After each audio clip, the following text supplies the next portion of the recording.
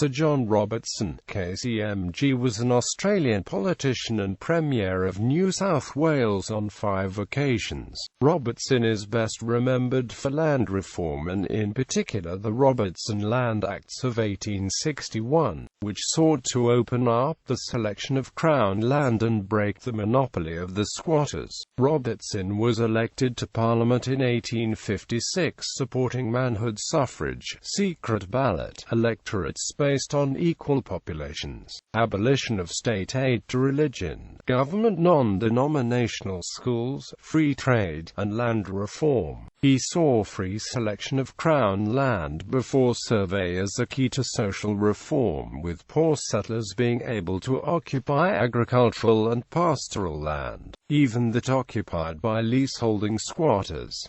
This insight enabled him to dominate the politics of 1856–61. Biography. Robertson was born at Bow, London. His father, James Robertson, was Scottish, his mother English, and the family emigrated to Australia in 1820 on the advice of Sir Thomas Brisbane. They were apparently in good circumstances, for, according to the custom of the time, anyone bringing to the colony a sum of not less than £2,500 was entitled to a first-class grant of 2,500 acres of land, and this they received in the Upper Hunter district. James Robertson was also appointed General Superintendent of Government Clocks and received a 35-hectare grant at Robertson's Point, Cremorne Point. Robertson, at 5 years of age, was sent to the school in Sydney just opened by John Dunmore Lang. Subsequently he attended schools kept by Bradley Gilchrist and W.T.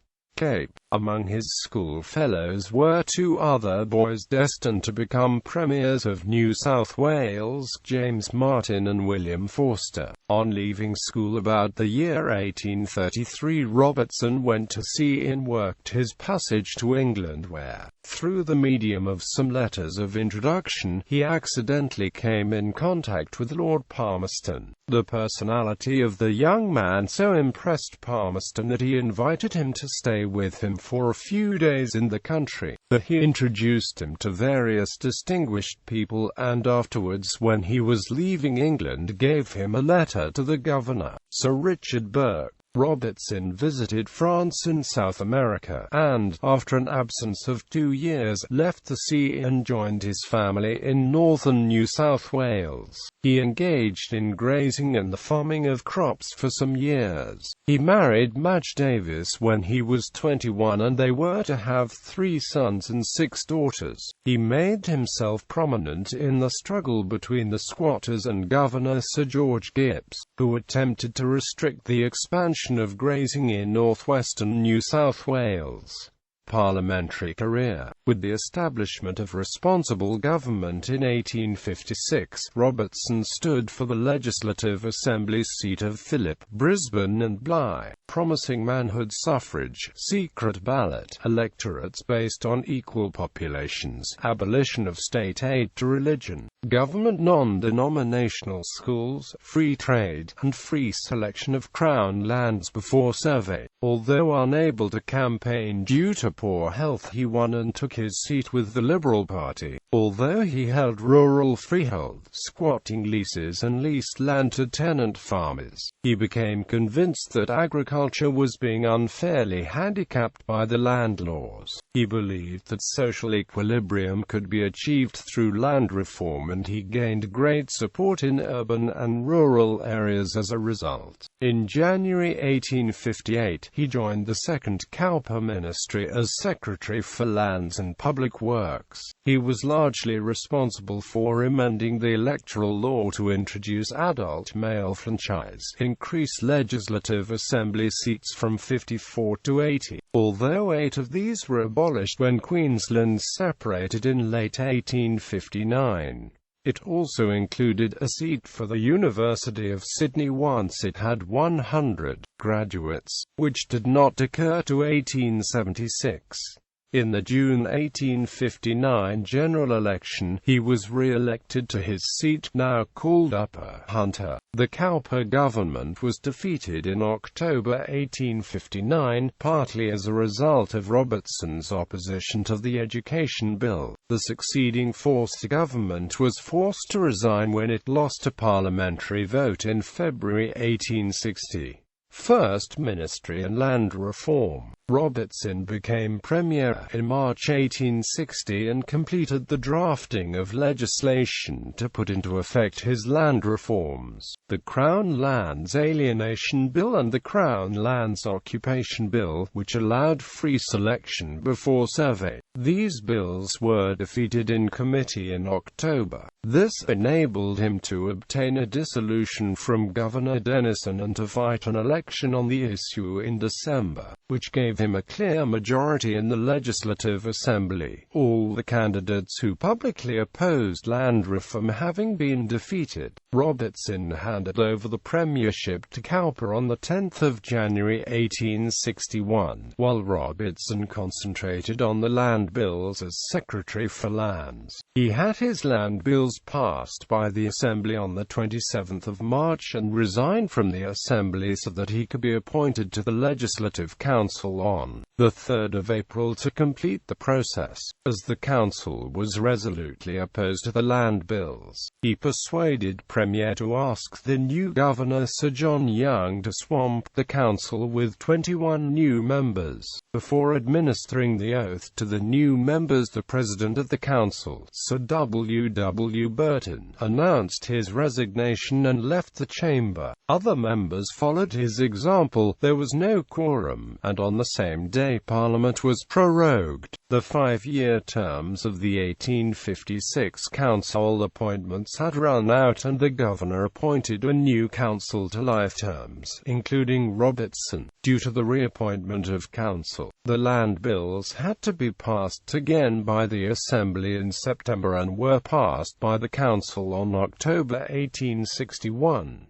The resulting act remained the law of the country for many years. Robertson resigned from the council in December 1861 and John Garrett resigned the seat of Shoalhaven to allow him to win it at a by-election in January 1862. He successfully contested the seat of West Sydney, a working-class electorate, in the November 1864 general election. In February 1865, he was appointed as Secretary for Lands again in the fourth Cowper ministry. He resigned from Parliament to sort out his financial difficulties through the failure of some properties he held in northern Queensland in October 1865, but he was renominated to fill the vacancy 8 days later. In the January 1866 election, he was defeated in West Sydney, due to opposition to the government's policy of preserving some Crown land for public purposes, such as water supply, and to a false claim, reported by the Sydney Morning Herald, that he was the president of the Fenian Society.